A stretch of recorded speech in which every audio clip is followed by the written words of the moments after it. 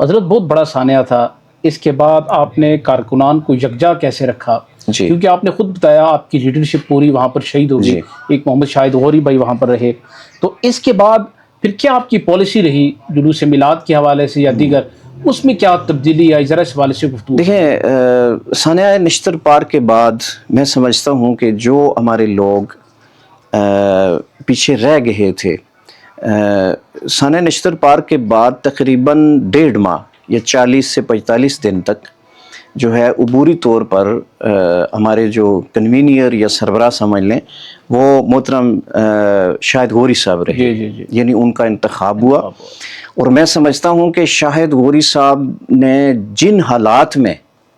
تنظیم کو یکجا کرنے کی کوشش کی ہے، یہ بہت بڑا کام ہے ان کا، اور بہت بڑا احسان ہے جماعت اور تنظیم پر۔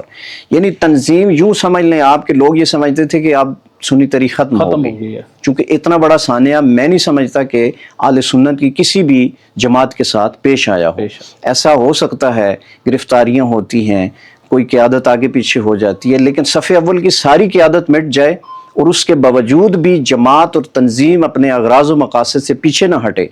اور میں آپ کو یہ بھی ساتھ بتاتا چلوں کہ اس سانحہ کے بعد لوگ یہ بھی توقع رکھتے تھے کہ شاید پاکستان جل جائے گا، ایسا ہو جائے گا، لیکن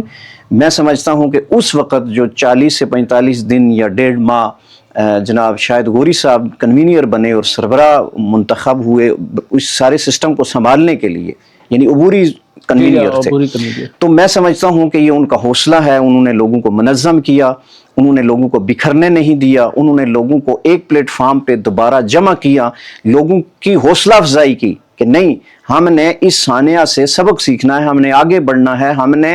جو ہمارے اغراض و مقاصد ہیں، حقوق اہل سنت کی جنگ ہے، ہم نے اس راستے پہ گامزن رہنا ہے۔ کوئی ایسا سانحہ، کوئی ایسی شہادت اس راستے میں ہمارے رکاوٹ نہیں بن سکتی، اور اگر ایسے سانحات کسی بھی جماعت یا کسی شخصیت کے ہاں